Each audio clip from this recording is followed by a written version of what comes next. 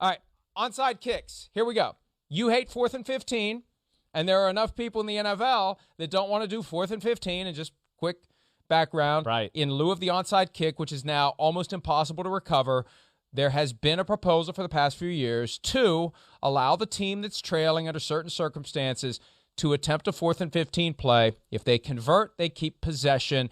There are issues with that. Chris, you've done a good job of articulating in the past. For example, if you have Patrick Mahomes, you got to defend the whole field. You get a touchdown because you're worried about defending the 15-yard line that the team has to get to keep possession. Right. So, in an effort to stave that off, they have limited the total number of players on the receiving team that can line up in the setup zone, 10 to 25 yards from the point of the kick. Maximum of 9. Typical onside kick, there's 10 or 11 in the setup zone.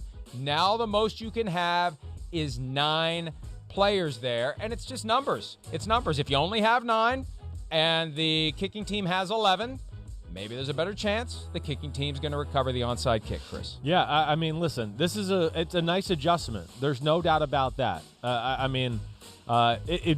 do think it increases the chances a little, but I don't know by how much, right, Mike?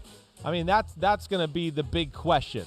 You know, we're talking about, again, I think the biggest thing here, more than anything with the onside kicks, is just the current setup of what we have with guys having to line up, like you see in this picture, right where the ball is being kicked, and not being able to give enough time and everything like that to where now the kicker can't kick those balls that, 2 hops on the ground and hit the big hop in the air, right? That has gone away. So we've had to adjust all of that. So, hey, yes, I like this adjustment. I think it's cool to tinker with a little bit. But I don't know, Mike, in my heart of hearts, if I really think it's going to make a huge difference in the approach of how this works. Because to me, the problem here with the unfairness is not about how many players the receiving team has in the box. It's really more about the setup of the kickoff in general. And I understand we're doing things there for player safety, and I'm all for that.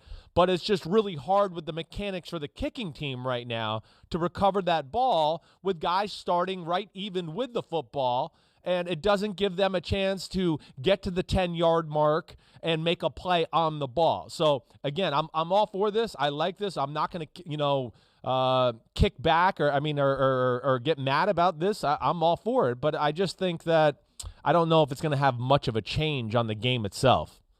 Yeah, the key change to the entire kickoff play that affected the ability to recover the onside kick, the elimination of the running start. Yeah. Now all those players are lined up. They're starting from flat feet, starting with no momentum to get to that 10-yard mark faster. That's the point you're making. Yeah, and now the kicker can't kick that before they do. Right, exactly. The kicker can't kick that ball that we used to see where it was like 2 little skips on the ground, and then all of a sudden it pops up in the air 15 feet in the air. Yeah. And that's when the kicking team had a chance, because now they've had that running start, and the kicker kicked it perfectly like 14 yards down the field, and we can get there as the ball's coming down and have a 50-50 chance with the receiving team. But this is the only thing we've seen be successful. I mean, this is it right here. And we saw this, twice in one game? So it's just so rare at this point. I mean, these are the most well-executed onside kicks. These are this wasn't really, this was just dumb. I don't know what that was, all right, by the Falcons. But either way, I mean, that's, for everybody out there, that's all the onside kicks covered in the last year. That was all of them, right? And that might have been one from even the year before that. Am I right? So There was 3 last year total. That was the one from the year before. And so, I mean, again, I'm all for it. I don't know, Mike. I don't know if it's really going to matter here. I don't. Roger Goodell said years ago when he was asked who he roots for, I root for the team that's trailing. The league really wants the team that's trailing by multiple scores to have a chance to get back in the game. And when the onside kick can't be recovered at a sufficiently high rate, you look for other alternatives that will change those numbers. And we'll see over the course of the next year or two whether and to what extent this change will increase the success rate for the recovery of the onside kick. Now, it is a very dangerous play. Yeah, there was a time 20 years or so ago when they were taking away the mulligan that you used to get. Right. If you kicked it out of bounds. You used to get another chance to do it. Yeah. And Bill Cowher, I'm told, was a very staunch proponent. He called it a courage drill. This was something that measured toughness in players because you were literally in car crashes across the board. Whoa. Right.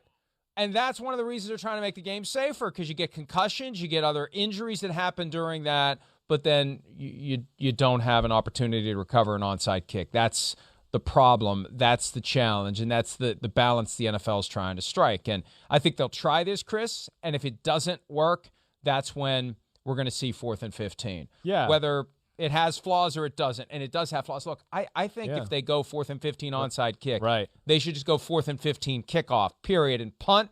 If you're normally going to punt, that's your kickoff. Yeah. And then you can run a fake out of there. That's your surprise onside kick. Or you can just line your quarterback up under center and go for it, which would be the simulation of the planned onside kick. But I still like that unpredictability of the surprise onside kick. Yeah. And if you do a straight 4th and 15 play, and it's only when you're trailing by a certain number of points and everyone knows you're going to go for it, you never have a surprise onside kick if you do that. No, you don't. You're right. Nicole, can you bring up that first picture with the alignment? And take your time. I know I'm calling on the fly here, but here's listen.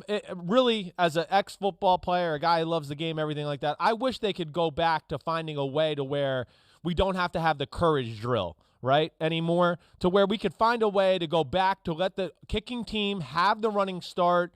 The kicker could kick the ball the way he used to, and find a way to have rules about, limited contact, something like that. I would rather see it go that way than all these other alternatives. You see the setup zone here and all of this stuff. Okay, so now let's just say one guy is taken out of this, right? Like we're talking about. So for the sake of this, I mean, okay, Buffalo right now. This is Buffalo in the AFC Championship game, right? What is Kansas City going to do?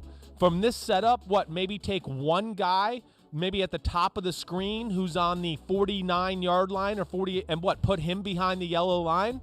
I mean, we already know which way the ball is being kicked here, right? So that's where I go, I don't know if it really changes anything. And, okay, so now you're going to make that guy, let's just say that guy at the top of the screen at the 48-yard line, you're going to move him beyond that yellow line. Is there any rule to where you can move him? Like, if I'm that team now, if I'm Kansas City, that guy at the top of the screen on the 48-yard line, I'm going to move him to the 0 on the 40-yard line down here at the bottom, and as soon as the ball gets kicked, I'm going to tell him to run up there and be a part of it. So that's where I don't know if it's really going to have a great change. That was the first thing that jumped out to me when I kind of read the rule. I went, well, these special teams coaches are just going to move these guys back and be out of the zone. But as soon as the ball gets kicked, they're going to go up and make a play. And because of the current state of how this is set up too, like we see Buffalo's kicking the ball down here. And the way it works now, you can't even do the fake hey, I'm going to kick it this way and now kick it back the other way because you guys have too many guys on one side or you're overloaded in one area.